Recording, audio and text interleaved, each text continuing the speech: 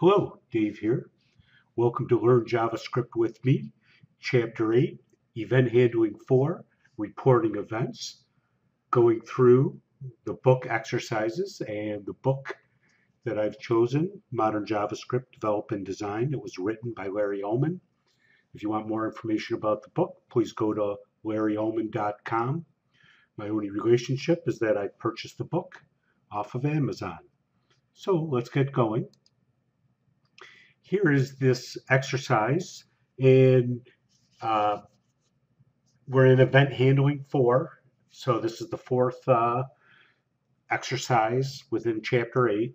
Number 1, we started out creating a utility live, and we'll see that some of that shortly. It's very small, but it was good exercise, and it's a good part of programming. Number 2, we did a simple example showing a mouse over event. Number 3, we did a key up event. And now in number 4, we are doing a little exercise. We have checkboxes here, and we could turn on these checkboxes. For example, if I click here, and that's gonna listen for a click event, I can click to listen for that click event, and notice I clicked over here. It shows me that I clicked in the div, and there's a click. If I click out here, oh, that's article. Notice that's capitalized. And there's the click. So we'll look at that, right? If I go up here, it's showing that, ooh, that's an H2. If I click here, notice that it did do that checkbox, but there's a label and input, right? So if I do something like a mouse over, and it resets it when I hit that button, but now look at that, boom, mouse overs. They're everywhere. And it's doing the mouse out. So mouse out, mouse over, wherever I move. Let me go ahead and turn those two guys off. And that's the only reason why I just did click only. But we'll go ahead, let's take a look at the code behind this, and we'll do a quick little debug session, and we'll know a little bit more JavaScript. So, doing these exercises, first of all, let me do some beginning stuff here. This is available out of davecoast.com. There's a nav bar button, Learn JavaScript. The code is out here in this post. And this button here on the nav bar goes to my subdomain here, js.davecoast.com. And here's the exercises. You can go to a specific chapter, or here's all of them so far.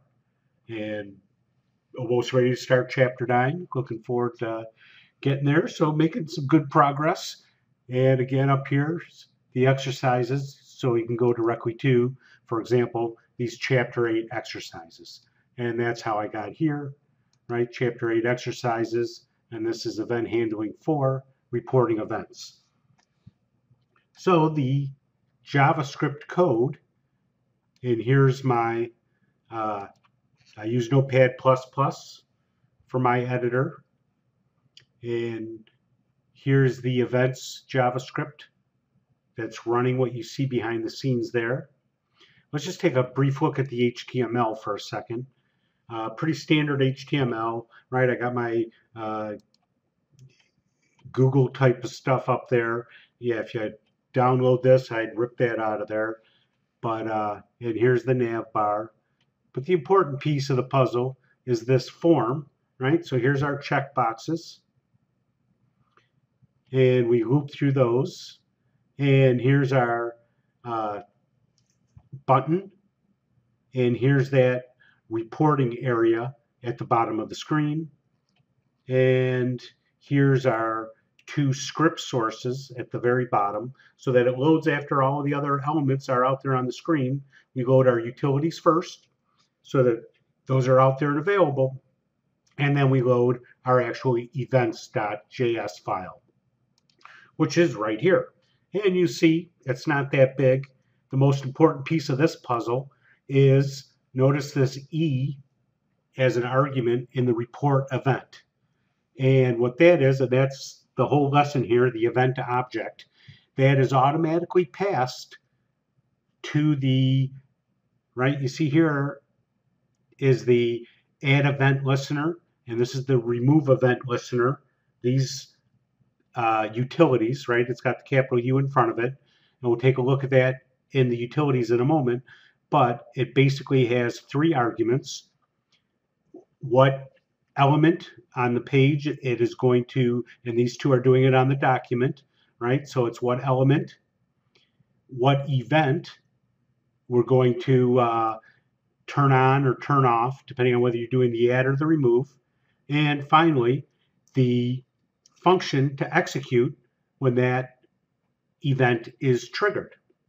So this one, and in the remove event, it needs to know which one, because you can have more than one out there. So it's which one, it has to be all the same arguments, so it turns off the correct one. So this report event, when it gets triggered, right up here, report event, it automatically gets an argument. And the book just called it E. It could be named anything, but E for event object. And again, like I said, this is the important piece of the puzzle of what we're learning here. So we automatically get this argument when it's triggered. We do this if type of E is undefined. So basically, what we're doing here is if this E is undefined, then we set E equal to the window.event, right? So basically, E is automatically defined on this add event listener for most of the major browsers except for IE prior to 9. And so this is our browser agnostic statement to say, oh, if E is not set correctly and you're in Internet Explorer, go ahead and you have to set it to window.event. But if it's there already, who cares about window.event?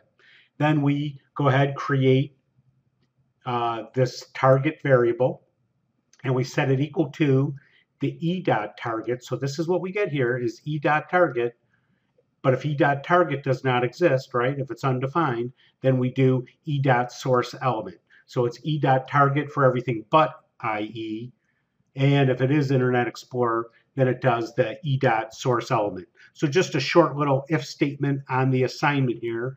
So it's basically saying if e.target has a value and it is defined, assign that to the target variable. Otherwise, assign the e.source element value to the target variable.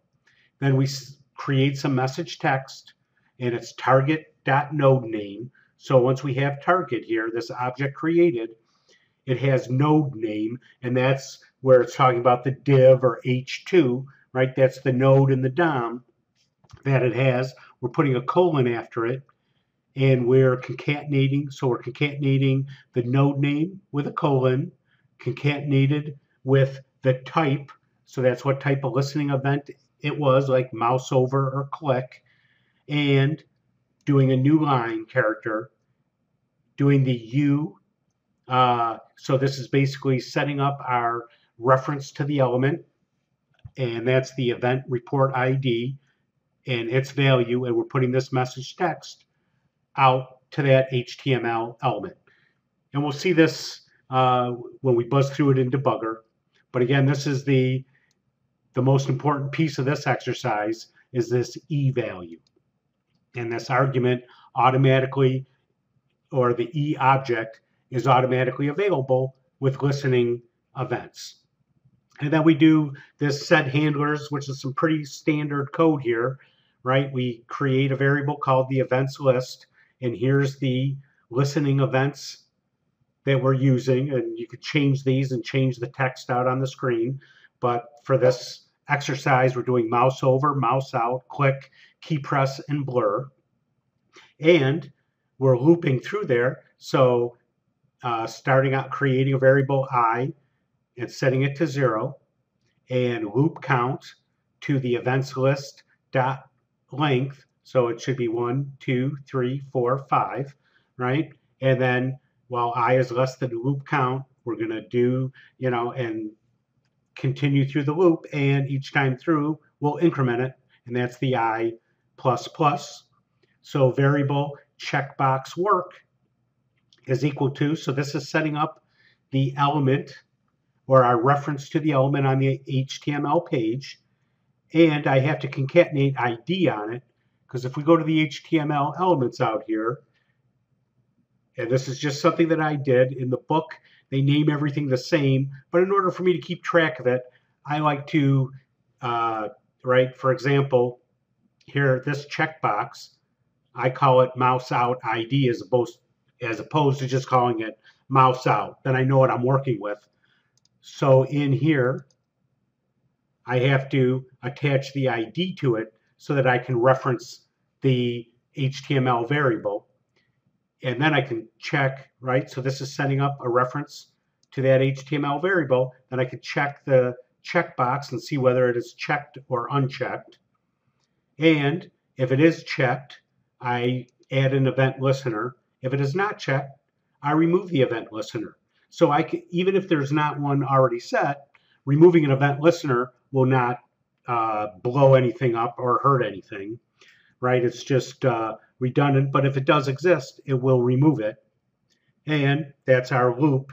And then I go ahead and set the value of the report out ID, which is our reporting area, blank that out each time through so it starts again from scratch. And here's where it all begins. Once the window is loaded, we wait for the button to be submitted, and when the button is clicked, triggering the on submit function, or the on submit event there, we execute the set handlers function right here. So there's the code. Here's the utilities code, and again, went through this enough times, but we basically create a variable object called u, and under u we have 4 methods. One is the $ method, and that references the HTML element. One is the set text method, and that actually puts text out to that element. And you see that it's using this $ here because it's referencing this method up here, so it has to use this to use another property of the current object. And then here's our add event with our 3 methods, or our 3 arguments rather. The object that we want to listen on, the type, what type of event we want to listen for, and what function to execute when we're listening. And finally, the 4th one is to remove the element. So let's go ahead, move this out of the way.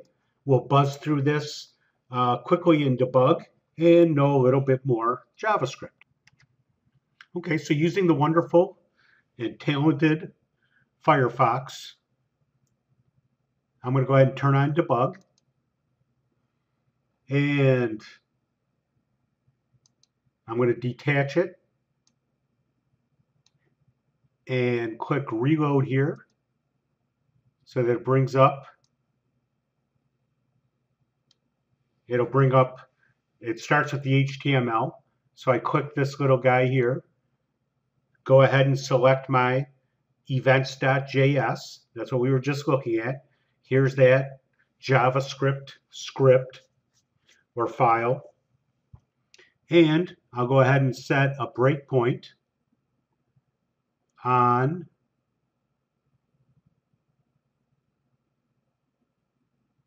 the first executable statement in our set handlers function here, so that once I press the button, it will hit our breakpoint.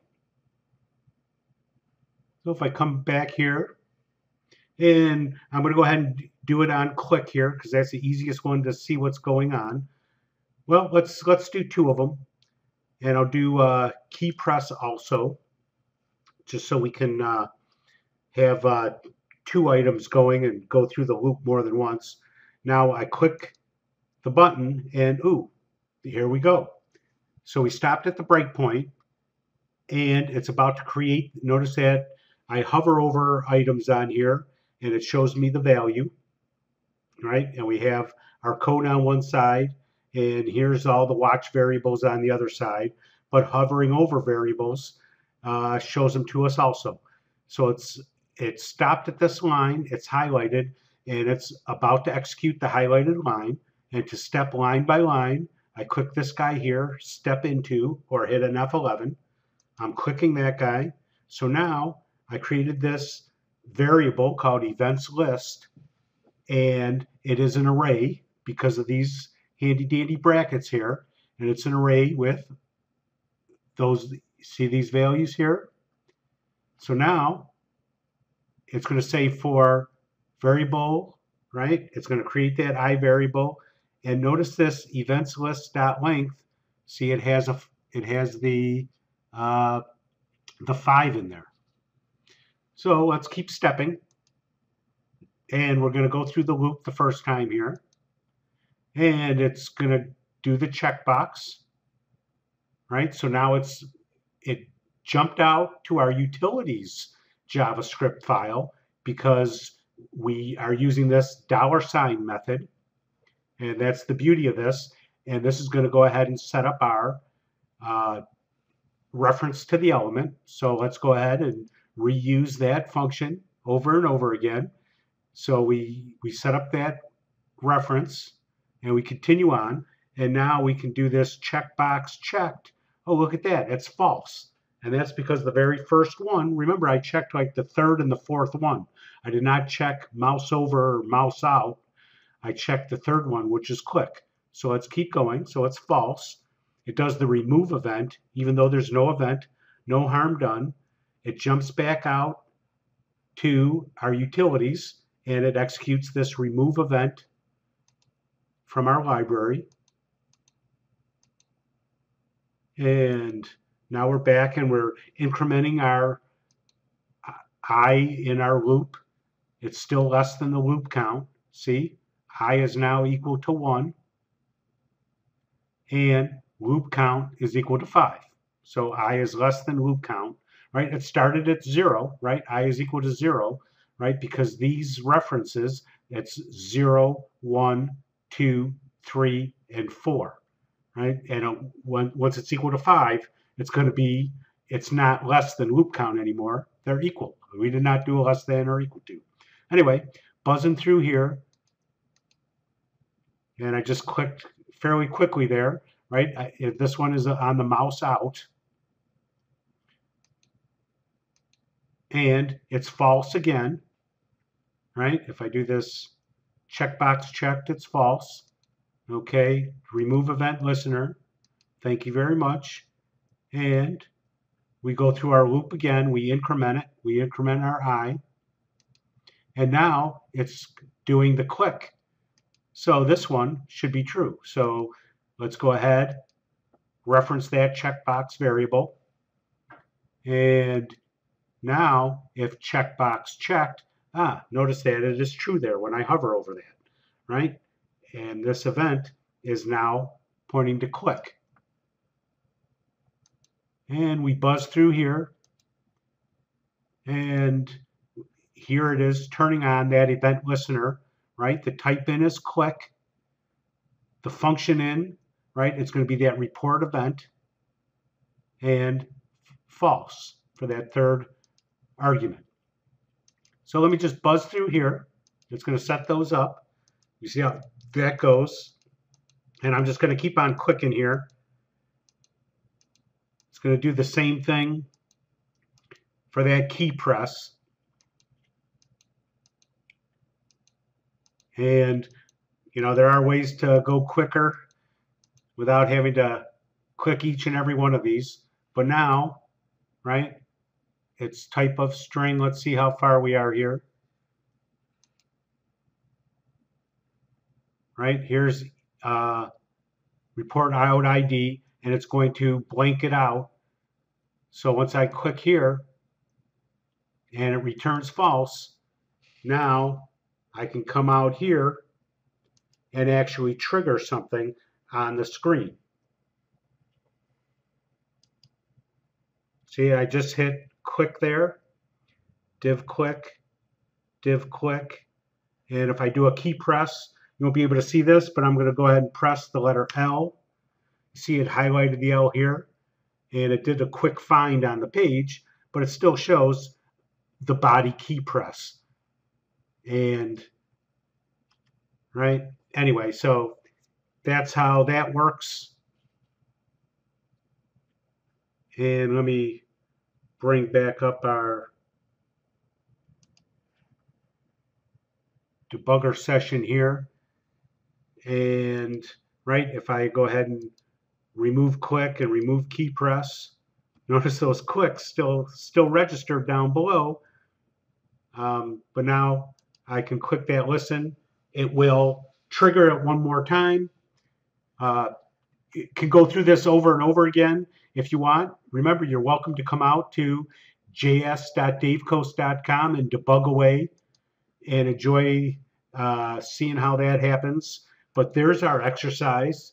There's listening to events. There's writing some JavaScript, right? So pretty simple code here, right? Not too much code, right? We're looking at, whatever that is, 7 to 34. That's how many executable statements we have there. 3 key functions here. And we're using our functions from our library. And this is, creating these utilities and using them over and over again. That's how it works. And coming back here, you see how we use the U dot and the U dot here for the add event. And that's using our methods. So we're done. So there's reporting events, exercise number 4 from chapter 8, modern JavaScript, develop and design. Questions or comments, please let me know at dave@davecoast.com or leave a comment at the bottom of the video. Thank you very much for watching.